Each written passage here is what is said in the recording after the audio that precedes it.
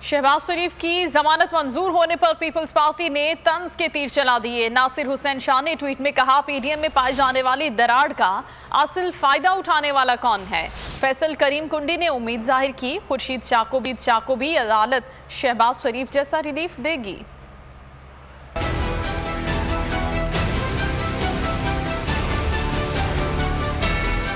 शहबाज शरीफ की जमानत, मुखालिफिन के तंज़ो तनकीद। नासिर हुसैन शाह ने पहली की सूरत में पीडीएम की अंदरूनी कहानी बताने का इशारा दे दिया। ट्वीट में कहा, कौम को जल्द पता चल जाएगा कि पीडीएम में पाई जाने वाली दरार का असल फायदा उठाने वाला कौन है, हुकूमत या।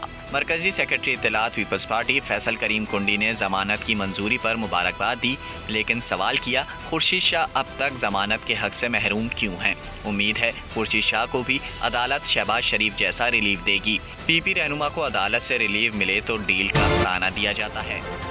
शहबाज शरीफ की जमानत मंजूर होने पर पीपल्स पार्टी ने तंज के तीर चला दिए। नासिर हुसैन शाह ने ट्वीट में कहा, पीडीएम में पाई जाने वाली दरार का असल फायदा उठाने वाला कौन है। फैसल करीम कुंडी ने उम्मीद जाहिर की, खुर्शीद शाह को भी अदालत शहबाज शरीफ जैसा रिलीफ देगी।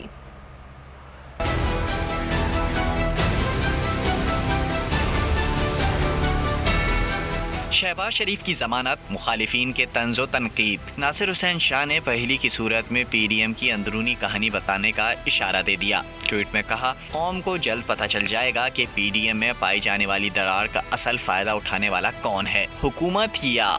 मरकजी सेक्रेटरी इत्तलात पीपल्स पार्टी फैसल करीम कुंडी ने जमानत की मंजूरी पर मुबारकबाद दी, लेकिन सवाल किया, खुर्शीद शाह अब तक जमानत के हक से महरूम क्यों हैं। उम्मीद है खुर्शीद शाह को भी अदालत शहबाज शरीफ जैसा रिलीफ देगी। पीपी रहनुमा को अदालत से रिलीफ मिले तो डील का ताना दिया जाता है।